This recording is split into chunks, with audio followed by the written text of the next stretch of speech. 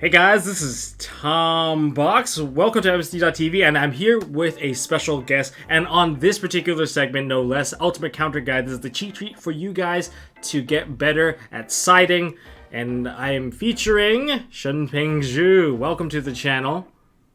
Hello everyone. This is my first time inviting a guest onto this segment, but I think there's no better guest to actually invite because you do a lot of, competitive guides on your channel on SenpaiShu'sYGOLab. So you guys definitely go check it out. There's some really awesome segment over there. Right after this one, if you guys want more in-depth knowledge about how you can look at various hand traps or anti-hand traps in some cases, check out the videos down in the description. It will link there and he'll go into a lot of detail. But thanks for joining me on this particular video, Xu. I'm very glad I can be part of it, to be honest. Now this is obviously one of the most popular segments to help everyone, get a good sense of side decking. I've basically chosen some of the most popular side deck techs in the current format. I don't know if it's going to last for any longer. I mean, the ban list can come out like any day now. But I don't think it's actually going to change too much because the theory behind a lot of these sides are still applicable even if a ban list does change over. Maybe we'll deal with less or maybe we'll have to deal with more. So yes, we are going to be doing this one a little bit differently. So rather than go through like hand traps, floodgates, and techs, it doesn't seem to make sense in this day and age to kind of talk about it that way. Let's talk about it in a more player sense. We're going to talk about hand traps, go first or go second. So we got some, maintain control versus your opponent versus some of the board breaking options for going second. So that's how we're going to do this particular one. And you know what? Let's jump into this one. So for our hand trap lineup, rather than go through the hand traps, let's talk about the top row first. We have our matchups, and these are some of the most popular matchups. We have Rocks, which is Adam Emancipators. We have Eldritch Synchro. I think most of the builds play Synchro, or they play Dogmatica, so it's kind of like interchangeable. And for Dogmatica, we'll include a little bit Invoked, mainly for the Shadal Schism, because that is a very popular technique people use in there. And then we have also Infernobles, because they do their combo. Dinosaurs are very popular, thanks to Steam Samurai X1. I don't know why, like on DB, it's just all over the place now. And of course, our recent addition, which isn't exactly a matchup per se, but it's Dragoon, because it's shoved in basically every single deck, and people want a firm counter for this. Now, for our hand trap lineup, we have Token Collector, Imperium Veiler, I guess including within the Veiler, we have, Moonlit Chill, and we have Crow / Call by the Grave. I know they kind of function the same way, of course. Call by the Grave, a lot more useful, but then again, it's not really a hand trap. We have Gamma, of course, one of the most popular hand traps. Smashy Rock, which is Nibiru, and Ash Blossom making a return because I think it's actually quite important to actually have a decent amount of hand traps. What are your thoughts about hand traps this current format?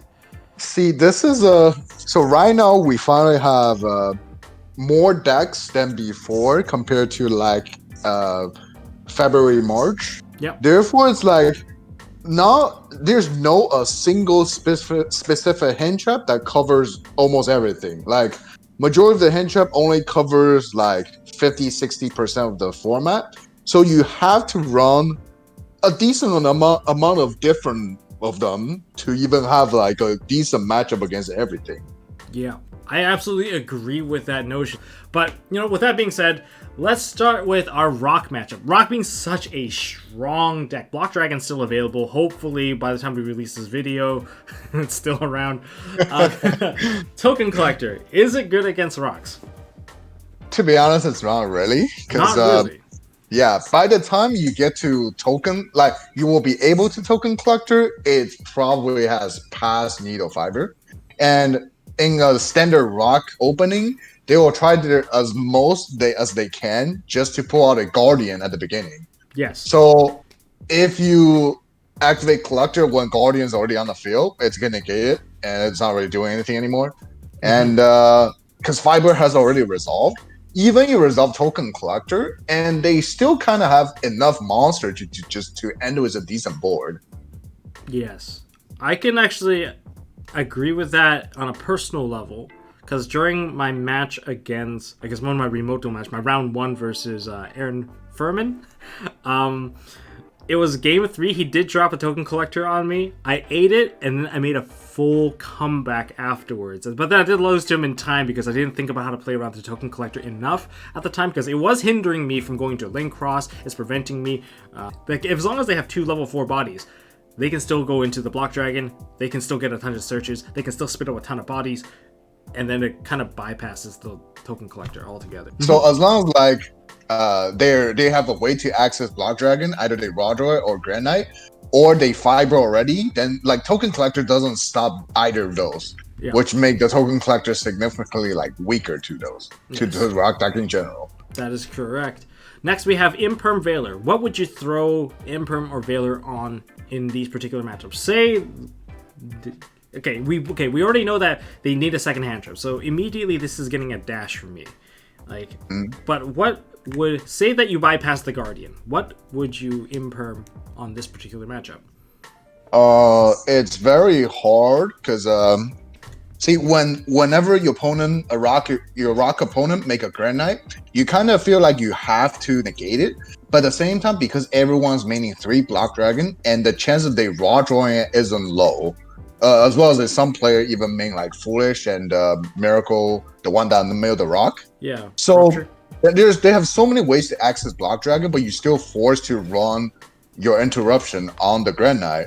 So ultimately, these like Imperm is still the best because it still bypass Guardian. But overall, in general, though, like Imperm, Veiler, and Chill, they all relatively weak against rock because it doesn't stop that much. But what would you hit if you had to hit something? Probably Grand Knight or Fiber, if I can. That's still even based on the assumption if I am able to hit it. Okay, that makes sense. I mean, if they are unable to push past the Fiber, then yes, they will probably stop if they can't push forward. But in the current days build, it's pretty easy to spit out another level 4 onto the field. They can rupture, they can spit out revival golem, and then immediately make the dude, and then it's over. And like if they go into Fiber, the problem with hitting the Fiber is that if they already have another level 2 tuner on the field and you hit that, it doesn't matter. They're just gonna go into link cross anyway, and then they'll just go into a metal marcher with the additional level 2 that's already on board. It does sometimes feel kind of pointless. So the fact that you're usually able to have like so many monsters on the board, and the one Imperm in your hand is probably not gonna really impact anything. Doesn't even matter what you're hitting. Yeah, that's true. Next up, we have Crow, or Call by the Grave. Okay, I think this one's pretty obvious what we're hitting here. Very likely, the Crow is going to take away the Block Dragon, so that they can't use it again. It's if the Block Dragon landed to the graveyard before you activate the effect. It's unfortunate. 90% of the time, the Block Dragon is going to activate. Unless somehow you are going first, and you have Call by the Grave, and you can Call by the Grave that Block Dragon. Yes, that feels amazing. To be honest, that barely happens. Yeah, it is just like, I don't know why you have Crow to begin with, because Crow isn't, I guess Crow does work against multiple matchups, but it's not exactly like something that has like a major impact. You might disrupt them, but if they already got to the Block Dragon at the end, that means they already made a full board. Yeah. So it's kind of like, it's an iffy one for sure. There are like several other hand traps that's similar to Crow existing, which is Bell and Skullmeister. But ultimately, those like graveyard related hand trap just doesn't really working well on rocks. Yeah, they don't. Next up, I think this is one of the best hand traps of the format, Gamma. But unfortunately the best one because you kind of feel like you're forced to. Yes. And it's also one that's the most difficult to use because you have to control no monsters to actually use it. It's not like the days when we use the like Lambda and just leave it on board so you can keep using it. This is different now. This time you're gonna have to time it correctly, and there's always going to be a contradiction now because Imperm and Gamma, they're not exactly friends, and you're forced to use Imperm before the Gamma every time, which means you have to lose the card ahead of time. And of course Gamma, you do have to run the driver. If you draw into the driver, you are starting with one card less than most people. So what would you hit with a Gamma for Rock? It's pretty much just same as Imperm and Veiler. It's just hitting either Granite or Fiber. Because that's usually that's like two of their most like strongest starter extra deck. So hitting them with your interruption will always never be bad. It just whether it's gonna be enough or not. Then usually isn't. Okay. And then we have, of course, Smashy Rock. This one only gets a dash. I think you would only give this one a dash, but again, I think you've mentioned this before. The Nibiru only works if you have a second hand trap. Is that correct? Pretty much yes, because there's so many interruptions that can be put on board that can negate Nibiru when everyone's just trying to dodge it. So, but I think time like Nibiru is still just the strongest hand trap in terms of a pair of anything. which would be the best one to pair it with? Nibiru was either Imperm or Gamma, I think. Okay, so Imperm Gamma so if you're going to be siding Nibiru into your deck, make sure especially against a Rock matchup, make sure you pair it with a Veiler or not Veiler, but Imperm or a Gamma, because this will increase your odds of successfully resolving that Nibiru and actually smashing a board. Otherwise, it will get negated and it will just be a waste. I know that feeling. Once Nibiru get resolved, you can pretty much have a way to come back, because that's usually a good sign for giving you a chance. But majority of the time, your opponent just like kind of force you to trade it with it. Then at that point, it would just be bad, because whenever they do that, they usually have a backup plan already after being Nibiru. That's true. Next, we have Ash, which is like everyone's generic hand trap that works really good against basically any matchup for most cases, but sometimes it doesn't do enough. Against Rock, I think I can take this one, which is you're basically forced to negate the Gallant Granite, or you're forced to hit the Fiber, because these are the best targets that you have. Like, you wouldn't waste an Ash on the Adamancipator activating their effect, because that's a complete waste. And I think that kind of sums it up, because most of these hand traps are essentially trying to do the exact same thing. So against Rocks, hand traps, just not the most ideal. Sometimes you just need a pair of them for it to even be successful. Even you have a pair, it's not even guaranteed. Yes, that's why Rocks is just so ridiculous. I think it's the block trap. They can just start as like two, like Researcher and Seeker, and both of them milled a Guardian while they already have blocking hand. That's very possible to happen. And at that point, you just do anything with it. At that point, you might as well break the board. Right? You need a board breaker. So let's go into the next column here. We have Eldritch. Now, we're going to include Synchro in there, so Jet Synchron is part of the equation. Token Collector. Is that good? Yeah, it is. It's probably one of the best matchup against Eldritch Synchro. Yes, they do go into Aurora Dawn. Do they still go into Aurora Dawn? I know they go into Link Cross for sure. And I think they do go into Link Cross for sure. Yeah. And after that, they go into Aurora Dawn. So yeah, they do hit some of the major token. Like, basically cuts off the entire token line, so they have to play with Eldritch. I think Eldritch on their own isn't exactly the most. Like, it's actually pretty easy to actually play against them, because they are predictable, because they have to activate everything and reveal everything, and it also provides you with a chance to counter them. Although sometimes if they do have better tempo than you, if they're in control of most of the timing, they will probably win in the interaction in terms of value. But ultimately, their back row, they are a lot more predictable. A lot of the times you watch them set the cards, which makes it, having that knowledge is pretty important. So Veiler and Imperm. Veiler and Imperm are like a couple months ago, it was like very average. Now it's getting better, because the way Eldritch Synchron doing combos, actually they start to dodge Nibiru, but now they're losing a little bit harder than on the Imperm and Veiler. Okay. So right now we're just hitting up Crystron Needle Fibers, maybe even Aurora Dawn. Like the way they're doing combo now, they trying to pull out an Arclight before they Aurora Dawn.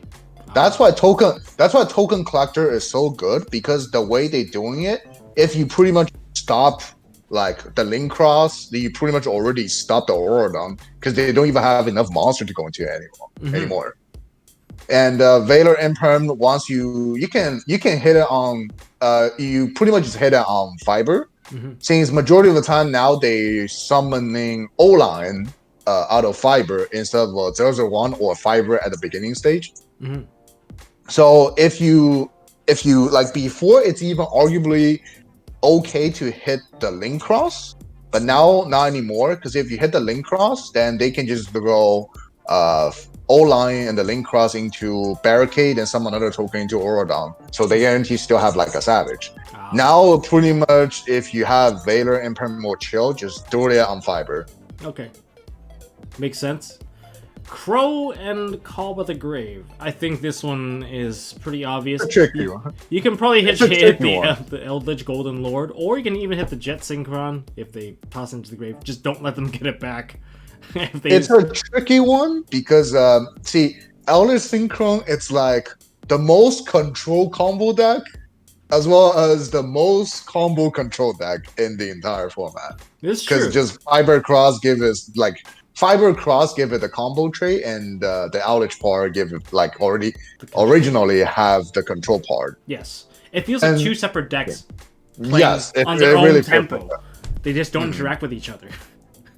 Crow, on the other hand, like you will think it's good because it hits both, but on the other hand, it's not doing that well against either one, honestly.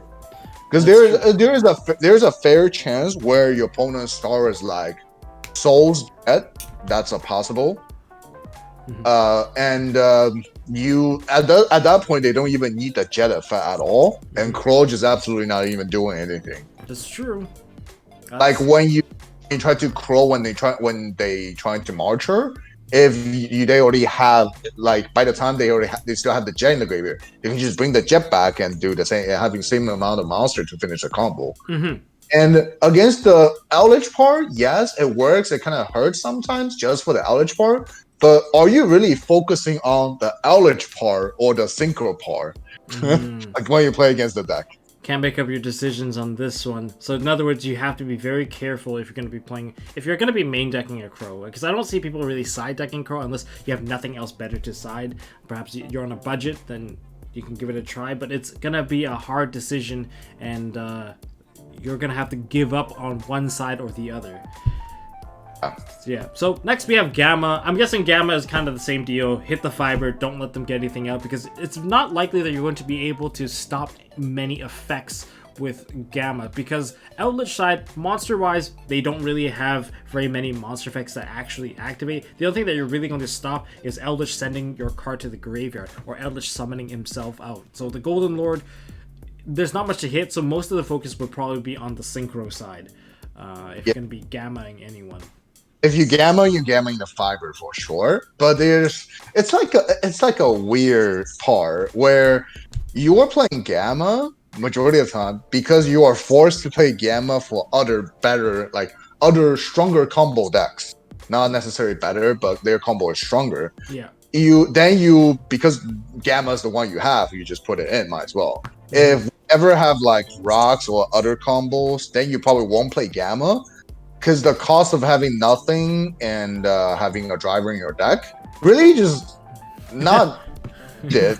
It's like it's like when your token collector Imperm is already able to do enough against the deck. Why would you need Gamma, right? It's not needed. It just you're gonna run it because you are forced to run it against something else. And might as well just throw it in. Yep. So next, okay, we're going to try to speed this up now. Smashy Rock, I guess you can do it if they don't set up their negation and they do their entire combo before they get to their first negation. I think you can probably drop this Rock on them. First on the...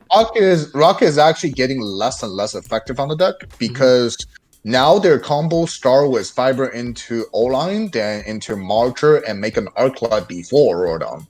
And they actually, no matter when you Nibiru, they're gonna have the O-Line token combo through. So it's actually very hard. It's getting less and less and less effective against Eldritch Synchro version.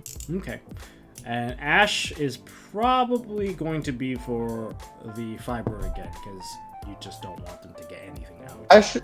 Ash is probably, in my opinion, second best Handtrap against the deck, just because not only it covers Fiber, it also covers the Eldritch Sanguine? part. The Sanguine. Yeah, the Sanguine, Sanguine yes. is one of the big ones that you probably want to hit, especially when they're forced to go into a chain where they activate their Golden Land monster, the Golden Land trap first. This is your chance to actually just wait for them, because if it's specifically due to like your trigger effects activating and they don't have the Golden Lord out yet, Ash is going to turn off the ability for them to remove your card, which is very essential. Next, we have Dogmatica. So we're going to speed this one up here. Dogmatica, token collector. I'm just going to put an X on this. It doesn't do anything. There is no token involved here. Now, there's no tokens. Yeah, there's no tokens involved here. But, like, what about the Imperium Veiler? Like, do you hit the Ecclesia? Imperium Veiler are very decent because it covers both the Invoke and the Ecclesia. And Imperium even works if you're like going second phase on Macabre already. Yeah. But however, Moonlit Chill just really doesn't do anything because it really doesn't. It doesn't stop Alistair. It doesn't do anything to Macabre. Okay, no, makes sense. So, I think it's just the Veiler Imperium. I guess it works on both engines. That's great. DD Crow. I think Crow has its uses here. Crow, I think, can take away the Titanic Clad. I think that's like the best option there. Taking away the Titanic Clad so that they don't get to add a card. But ultimately, it's not enough, because if they threw a Titanic Clad in the grave, they probably already have punishment on the field. So I'm just gonna put on here. It's the Titanic Clad is just a bonus. And it's actually Titanic Clad is really a bonus. And it's actually really bad to Crow against a like an Alistair or anything like that. It's pretty bad. Like, you'll stop the summon from happening, but the problem of stopping the summon is that Invocation will add the card back in, so you gave yourself a minus in the end, and they'll just do it again. You only delay the Macabre. You never get rid of it. Yeah, you never really got rid of it, so it's kind of iffy. Gamma, how is Gamma here? Gamma has the similar feeling of when about Outer Synchro, where it just like I'd rather have an Imperium, to be honest, and using Gamma is a little bit feel like using it too much. I have it just because I need it for rocks. So might as well just use it. It's very effective because it's even effective if you start your turn and you Gamma the Macabre that's trying to negate something on your side.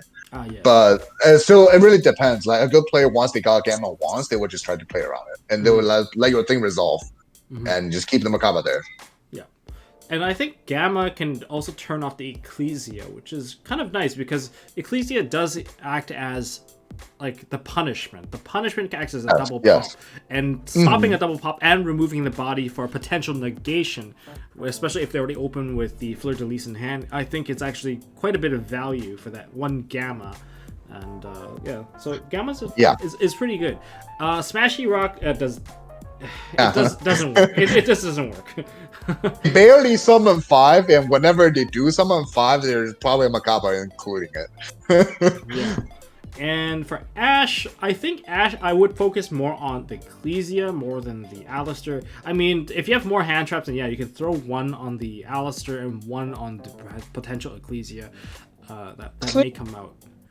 You should still use it on Alistair, just because it's possible when they Ecclesia, they already have a Macabre on the field. At that point, if you Ash, you just trade a Macabre negating their turn, which doesn't really do anything. That's fair. Yeah. But it feels like it's just one of those hand traps that you just need 2 hand traps, because it just doesn't get you all the way for a safe board. They still could potentially push. That's my feel towards it. Well, I guess it's still. I'll give it a check for now. Next up, we have Infernobles. Okay, Infernobles. Okay, I think Infernobles and Rocks, they're pretty similar in some sense, except the Rocks usually have more bodies. It's hand traps, I think, are a bit more effective against Infernobles in comparison, unless they open with their Immortal Phoenix. If they open with Gearfried, it's kind of the same as having. It's basically the same as having a Guardian on the field, to be honest. Addition to it, there's also Connector Dolphin, so that's also a big factor in terms of how effective Handtrap's going to be. That is true. So okay, Token Collector. If you didn't get completely ripped out, can they actually rip a Token Collector out on the first one? They can. Yeah, they can Dolphin a Connector, but you can still Connector from the graveyard. Yeah, so that doesn't matter. Collector is actually one of the best hand trap against Infernoble because they rely synchro summon using tokens. Yes. And they like outside gear free, their first negates will always be after tokens because they will have to use Link Cross first to have the non-tuner to synchro summon for even possible Arclight or Savage with the Tatsunoko. But as long as there's like not a gear free, then Collector should just be one of the best hand trap against it. It's even bypass Connector. Actually, that's actually pretty good. So yeah, okay, that gets a check from us. Next up, we have Imperium Veiler. So is it the Isolde or the Crystron? What should we focus on? See, if you can hold it that long, it's probably Isolde's second effect. Yes. Because yeah, don't do the issue is don't hit the first effect because majority of people would just have the second copy and. I've even seen people like gamma the first effect and got Monster Reborn. So, but the issue is like for Fiber, they usually try to put out a negate before Fiber. So you're usually not able to hold your negate and for that long. So just if you can just do it on Isolde's second effect. The downside is Veiler and Chill especially is like those are in the range of Connector. Okay. And if a Connector being summoned, you just force to Veiler and your Chill just gonna be gone. Okay, that makes sense. Yeah. Next we have Crow. This is kind of an interesting one because typically people won't side in Crow for them. If you main deck the Crow, my perspective is that they'll probably if you don't want your hand to get ripped apart, then you could take away their smoke. You can take away their smoke grenade, or it's hard because Renault can bring back banish stuff. That is actually why Crow is not effective against this particular deck. It's really not doing enough for you to running a Crow against Infernoble. I'm just gonna put an X. Let's just not even talk about it. The only thing that I would use that Crow for is probably Call by the Graving whatever the Renault is trying to bring back from the grave, just to get rid of it so that Renault doesn't get anything. That's as far as I would take it. Gamma. I guess Gamma is actually in the same boat as the Imperium Veiler train. There's a difference, which is Gamma's 1K original, and that's actually bypass Connector Dolphin because Connector is 800 and Dolphin 6. Yes. Neither of them able to pop it, but there's a chance where your opponent's Star Wars Red Layer Connector. Yes, then they can rip your 2Ks. So yes, that is a is a pretty big deal. At that point, you're basically forced to Gamma the first or the Dolphin. You have to let it go because you have perhaps an Imperm in hand paired with the Gamma. Then you let it go. Yeah. Because then your Imperm can't turn off anything, and they'll go through full combo at that point. Yeah. Also remember, just let the Assault for like even Gamma. It's arguably better to just let them surge with Assault than negate a second effect. Yes. Smashy Rock. I don't know how great this is. Like, if they don't have any sort of negation in the beginning, it feels okay because I feel like Infernobles, when they can't get their setup, they just don't have the negation for the rock. And because the first one, they don't set up the Herald of the Arclight. Their first negation usually comes in the form of either the Gear Freed or a Borload Savage. It really depends on what version of the Infernoble combo is doing. The mill 1 mill 2 mill 4 combo has like all different routes to play into Nibiru. Usually like a gear, like it's even possible they just summon Gear Free on the 4 summon. Then for the rest of the turn, if you only have a single Nibiru, the Nibiru is just not going to do anything. Yeah. And the downside for Nibiru is like almost every version, unless their hands are bad, they only have one route. Almost every version tried to put out negate before Fiber, and they can just make a minimum Fiber board after they force out your Nibiru. So it's like similar to Rock, where if you only have Nibiru, it's not gonna do anything. But if you have a pair, including Nibiru, that's usually just the best hand trap pairs you can have. Yeah. And back in the day when Nibiru was like a force to be reckoned with by itself, nowadays it's not the case because people can just set up so many more negations just because you are a thing. Next we have Ash. I think Ash is I think it's in the same category as Imperium Veiler. Second effect of Isolde as much as you can. It's pretty much just second effect of its soul or the connector effect. That's it. Well, Usually that's well, what the connector when you're forced. you're for. Like you're forced to go, or you're forced to actually hit the connector so they don't get the body. Yeah, you're forced to use Ash the connector at that point. Yeah, don't wait for the body to come out. you're pretty screwed. You'll just lose the hand trap and burn 500. Okay, so next we have dinosaurs. Token collector. Surprisingly, That's a weird one, to be honest. it is a weird one. Surprisingly, token collector is quite useful against dinosaurs. Dinosaurs here, I would say It really depends. you can It hit really the lost. You can hit the Lost World token, which allows you to target stuff, which is really weird. No, the issue is if they don't have Lost World, whenever they combo, token collector is great because then it's just like another kind of Infernoble combos at that point. But whenever they do have Lost World, you won't like if they're not trying to pop the token, you can't even token collector afterwards because whenever you token collector, you're just gonna try to pop the token they protected, gave them another monster. That's true. That's true. It's really like this is one of the best one of the decent hand trap if they don't have Lost World.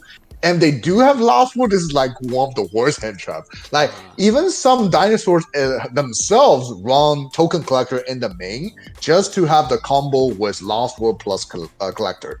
Wow, that's pretty good. That's actually pretty solid. And giving them like a main deck token collector. Yeah, that gives them like a bit more advantage against the Eldritch and the Infernobles. That's actually pretty good. Then what about Veiler Imperm and Veiler? It feels very iffy because miscellaneous is like such a weird one. Yeah, it's not only miscellaneous, it also just go to the topic of Lost World. Like if they Lost World, then these are just garbage. Yeah, they don't. Yeah, you can't activate either of them. If they don't Lost World, then it's probably one of the best hand trap because you just stop their combos. Only if they don't have miscellaneous to pair it. It's so weird. If they want to make the board bigger, they most likely gonna go into Fiber, which are just non-dinosaur cards, and at that point, there's a chance to just use it. So, but the issue is just majority of the time you're not able to. Just don't hit the dinosaur targets because you don't know if that's actually going to go through. Because that's really iffy. You're really banking on them not having something, whereas you can hit something that is a guarantee. Unless it's like in the chain link where it's Oviraptor chain link 1, Lost World chain link 2. I guess you just have to, otherwise you don't have a chance to. Have dinosaur players started to play Dragoons? I think almost everyone is trying out Dragoon, but there's no tournaments data supporting it. It will be better to run it. So, like for my personal, I guess we'll talk about Dragoons in a bit, and maybe we'll split this into a second episode when we talk about the going second stuff. There'll be an extra video, perhaps coming out on the weekend. It's possible they have 2 miscellaneous because Crow, like you just banish it, they can still activate. You didn't negate the activation. That's true. But the thing is, if miscellaneous is successfully resolved, they have to actually go to the second main phase to actually ditch the second one. They cannot ditch 2 in the same phase. But they can, if they like popping like babies, they can just summon 1. True. If they do it that way, that is possible. That is correct. It's just make sure no one activates 2 in the same phase. Because if one resolves successfully, you cannot activate a card effect that does nothing. Some people have to learn that one the hard way. Gamma. Gamma is an interesting one. Same as, to be honest, at this point, same as Veiler Imperm. If they don't Lost World, it's the best one. If they do Lost World, it's the garbage card. That's true. I mean, you control a card, it doesn't really work. What about Nibiru? Control a token. Yeah, you control that token. Yeah, Nibiru, I think it's relatively average or above average. Because you can, it's true, miscellaneous is going to protect every dinosaur, but there are other threats which are going to be non-dinosaur cards can still get Nibiru'd. Yes, but I guess one of the things that can prevent the Nibiru is that Dolka. Yeah, there's a chance if their hands are all combo pieces, they can Dolka before the 5th summon. I think they Dolka on the 4th or 5th summon. So after that, like your Nib not gonna do anything, and you can't even do like a pair of Nib Gamma, Nib Imperm just because there's a potential Lost World on the field. So okay, so what about Ash? What would you hit with an Ash? Would you hit the Actually, like if they terraforming? You can hit. You can hit a lot of things like this in the dinosaur deck. Like Ash is probably the best hand trap against dinosaur because it hits things in the graveyard such as miscellaneous and baby. Okay. I think the stuff in the graveyard, because remember, like miscellaneous does not protect stuff that's not on the field. That's actually the key thing here. It does not make things immune from stuff that is, well, activating the graveyard. So if they're going to go miscellaneous, you can ash that. It's fine. Which is actually really good because that actually turns off the potential Arcos, the Arcosaur from coming out. And that leads to like a whole combo being cut off. I think that's actually a pretty big one. Yeah, that's a pretty good one. I think the only thing you cannot ash is that if they last roll give you a token, then use a monster to beat over the token and doing damage steps to protect the token. Then because it's in damage step, you cannot ash the baby in the graveyard. Pro play right there. That's how they can dodge around. So that's why it seems like hand traps. Like we can look at the chart right now. The hand traps are so on and off. It's not that easy to play around. Now, okay, so I guess that covers dinosaur. Now Dragoon. Dragoon is in its own section because every deck can basically play Dragoon. I'm gonna X out the ones that don't make any sense right now. Of course, Token Collector. What token is there? But Imperium Veiler. Imperium Veiler. It really depends on what version you're facing, because there's one version that combo all Dragoon. Then you can really just stop the Dragoon by just using anything in the chart that we went through for every possible combo decks that stops the combo, like stop your opponent combo into things or combo into Anaconda. But there's also the other version where it just play like Numeron, where they start with Red Eyes Spirit straight into Red Eyes Fusion, just summon a Dragoon off Fusion. At this point, there's almost no hand trap. There's only Ash works on Dragoon. So, you know what? We're going to go with like the best case scenario for each of these. Imperium Veiler, I would say it's probably going to hit the Predaplant. That's the only way you can actually turn it off with these cards. Because, first of all, we can't target Dragoon. So the only thing we can target is the precursor to it, which would be the Predaplant. And that's the thing too, like you said, if they combo into something else, and if you burned your Imperm / Veiler, and then they go into the Predaplant, you're still pretty boned. You're pretty screwed either way. The Dragoon's coming out, and you can't really stop it anymore. Play out of interruptions. Yeah, because you burned it all. Because, okay, if they successfully comboed anyway, they would have already won. And so if you disrupted them, Dragoon becomes like the backup plan. It becomes... yeah, it's like the contingency plan. That's like why a lot of people are trying Dragoon in existing combo decks right now, because they just want to have a backup plan. Yeah. So speaking of that, I tried it in Rocks.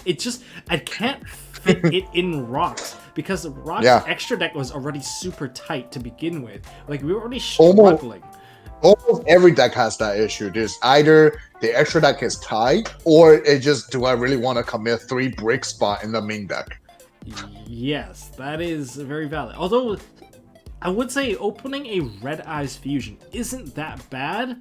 As long as you can force your combo first, you might have to pass turn. Not on the strongest of boards. But then if you can resolve the Red Eyes Fusion the turn after, you still win the game.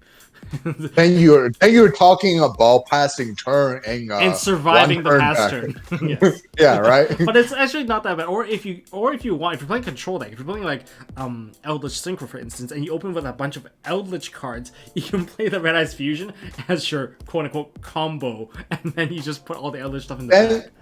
Then you will think, why didn't you just start with the like sort of kind of Numeron deck feeling, where you just tuble all 3 Red Eyes Fusion with 3 Red Eyes Spirit into your Eldritch deck, right?